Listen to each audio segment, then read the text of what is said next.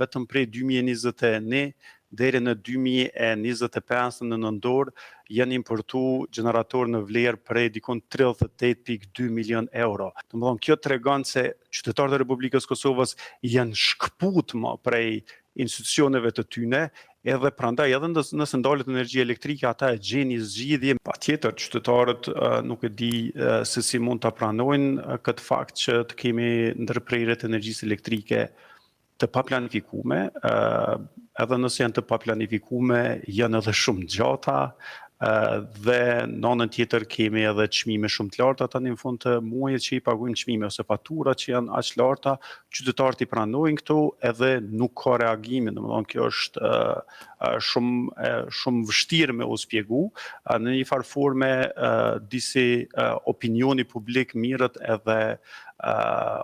dirigjohet, domethënë lloj nudging i bëhet në tema të caktume, edhe largohet disi nuk e kuptoj se si, nuk e di, nuk kam një shpjegim se çka është duke ndodhur kështu me qytetarët e Republikës Kosovës që në asnjë formë nuk e ngritin zonin ndaj kësaj padrejtësie që është ju bë aty në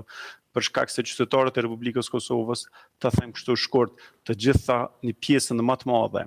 ose këtë kjo ngritje e çmimit të energjisë elektrike që na ka ndodhur nga 2020 deri tani është duke dalë jashtë Kosovës edhe është duke i financuar burimet energjetike jashtë vendit. Mbi gjitha është shumë interesant fakti se si ka mundësi një shoqëri e tillë ta përballojë gjithë këtë ngarkesë.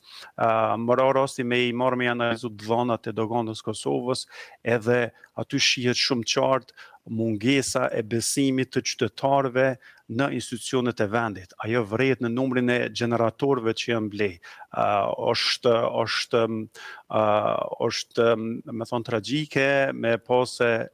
vetëm prej 2021 deri në 2025 në nëndor janë importu gjeneratorë në vlerë prej dikon 38,2 milion euro. Vetëm në 2022 kanë hyrë në doganën e Kosovës rreth 20.000 gjeneratorë. Domethënë kjo tregon se qytetarët e Republikës Kosovës janë shkput më prej institucioneve të tyne, edhe prandaj edhe nëse ndalet energji elektrike ata e gjeni zgjidhje, mirë po në asnjë formë nuk mbështeten më në to. Kjo shkputje e qytetarëve prej institucioneve tyne është për më të ardhur keq, për shkak se kemi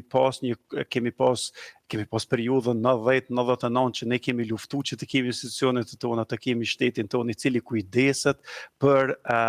qytetarët dhe për mirëqenien e qytetarëve të vet. Në anën tjetër shohim edhe politika se si